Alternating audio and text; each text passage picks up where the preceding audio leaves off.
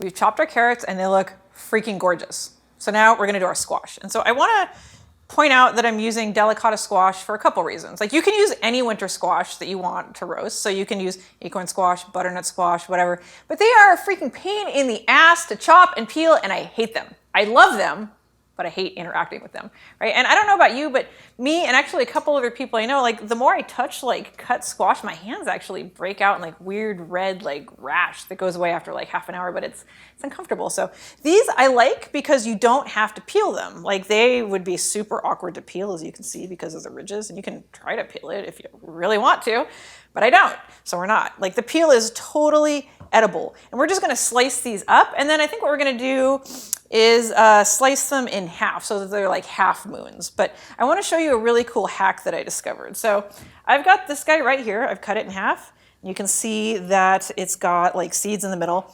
I could take a spoon and like dig in there and make my hands break out and be super sad. And I have to tell you, like, if there's like a task I really dislike in the kitchen, if there's like a list of tasks, like scooping the seeds out of squash, winter squash, is one of them. So I'm going to avoid that, and I'm going to show you the hack that I use.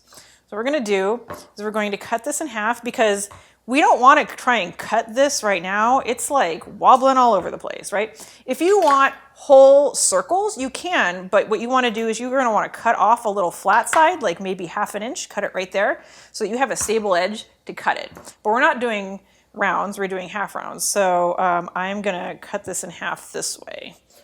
You want to be careful when cutting these because they are pretty tough. So you don't want to push really hard. You want to do slow, measured pressure so that you always know where your knife is. Like this is a knife skills lesson right here, right? Instead of pushing hard and being like, why isn't it chopping? I hate this squash. You just want to push slowly and methodically without getting excited all the way down to the bottom. Alrighty, we've got our stable little squash halves, and we're going to cut these up. We've got our trash bowl over here. I'm gonna bring that a little bit closer so it's easily accessible. And we're gonna cut these, remember I said we want relatively large slices so that they cook more evenly and not too fast. What we're gonna do is we're gonna cut these, I'm gonna say a little over half an inch. We're gonna cut, boop, cut, cut again. You want to make them as close to the same size as possible. Like if some are a little thicker, some are a little thinner, it's fine. It's not that big a deal. But the goal is to make them even, right? And then we're going to toss the nub and end because nobody wants that anyway. So here's my hack, right? So I could scrape this out, it's annoying, or I could scrape the whole thing out and that's annoying. What I'm going to do is I'm going to take cookie cutters or biscuit cutters or whatever you have. They're all the same ultimately. And I'm going to look at the inside of this and I'm going to see what size is proper because I want to lose as little squash as possible. I don't want to use a big one and like just end up with like a shell. What I'm going to do is I'm going to take this cookie cutter and I'm just going to cut. Look at that. Like, that's amazing. Like, I just saved myself like 10 minutes of cursing up a storm because I hate spooning out a squash, and my fingers aren't going to break out in a rash either, which is great. So this is off to the side. I guess my fingers might break out from handling the seeds, but whatever. Not nearly as bad as like sticking my whole hand in there to scoop them out. We're going to do the same thing with this. Whoop, come on. And push a little harder because this one's got a lot of like seed matter. And again, look at that. That's perfect. That's gorgeous. And you can probably do like 3 or 4 at once if you really wanted to, if you were in a hurry, but kind of want to keep them small so I can show you, like illustrate my point. Push that off to the side, grab another one. Whoop. Oh, that one just de-seeded itself. There we go. Push hard, make sure you get a nice clean cut so it's pretty when you roast it. And there you go, another one. So I'm gonna finish up these squash and then I'm gonna show you how to salt them and oil them, and then I'm gonna show you the Brussels sprouts.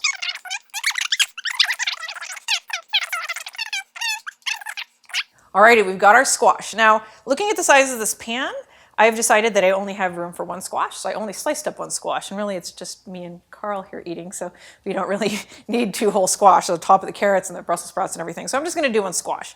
Now if you look, I've got them in this pan. There's lots of room between the different squash, so they won't steam. Because they're flat-sided, they're very easily in contact with the pan. Now what we're gonna do is we're going to just really quickly drizzle them with oil, and then we're gonna give them a salty salute.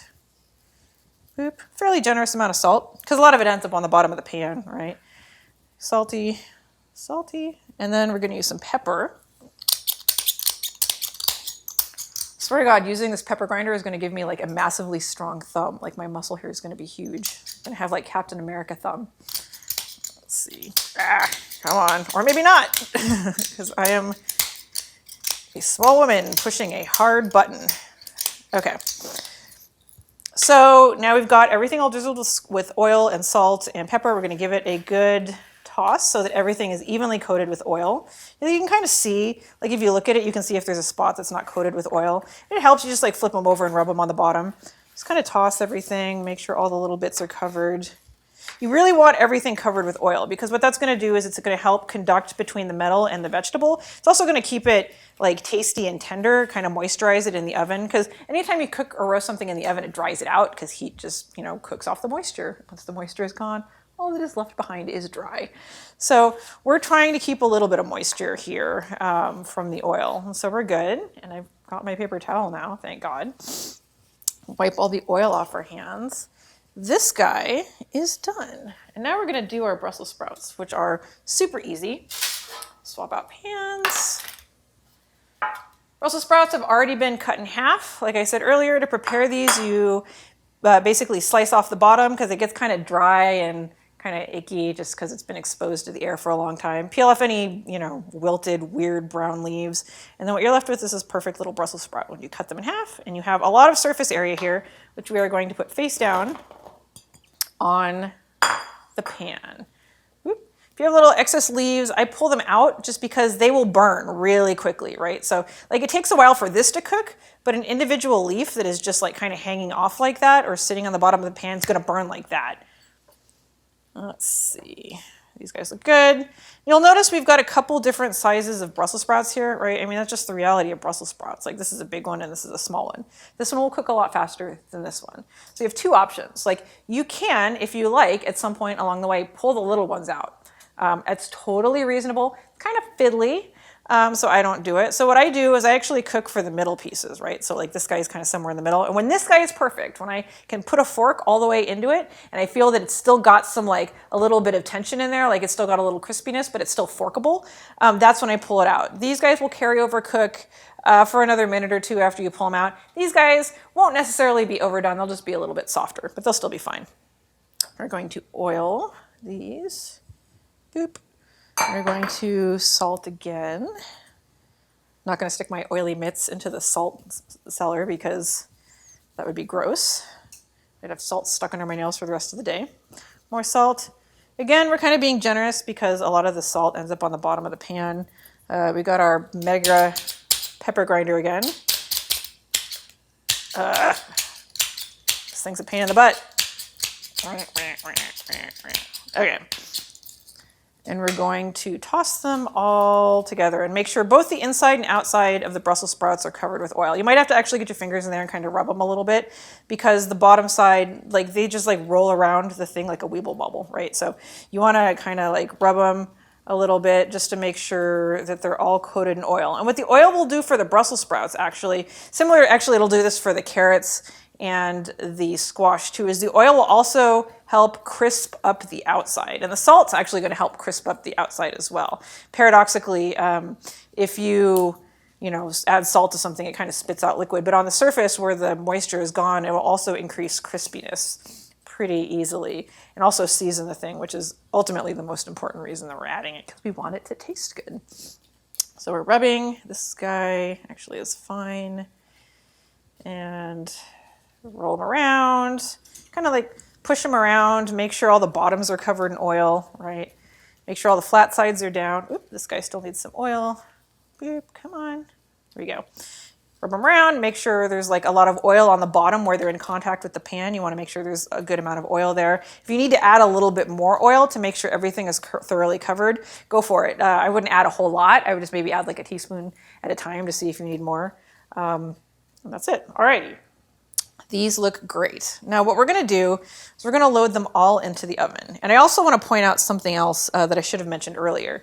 And it's that if you have an oven that's relatively small, or actually I guess any household oven, like big pans. So if I were to take like a big pan and put everything on it, it would work good because it's only one pan. But if I'm going to take like 2 pans and layer them in there, like having big pans in your oven creates a problem because they block convection currents, right? So as the heat moves around your oven, if there's like a big flat thing in the middle of it, it basically acts like a wall. So the heat just kind of like bounces off of it and moves inefficiently. And depending on how old your oven is, that can cause a real problem. So that's another reason that I really like using these smaller pans, because not only can I like, you know, take them out as necessary, I can like, when I put them in the oven, they don't really block the flow of heat because, you know, there's going to be space between these guys. Heat can come up this way, and this one's going to be on the bottom, and so heat can kind of come up this way. So we're going to throw them in the oven right now, and here's what I suspect is going to be the case. These are going to cook a little bit faster.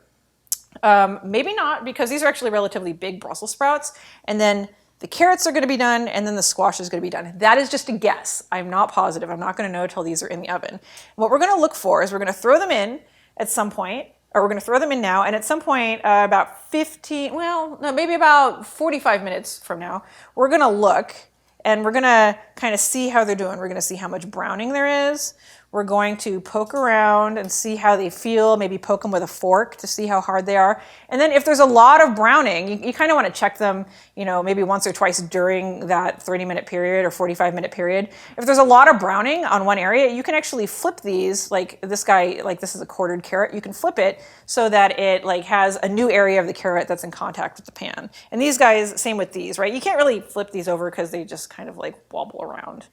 You can, but kind of pointless. These you absolutely can flip over while roasting so that you end up with the other side browned as well, if that's how you want to go about it. So we're going to throw these in the oven and we'll check them in a little bit.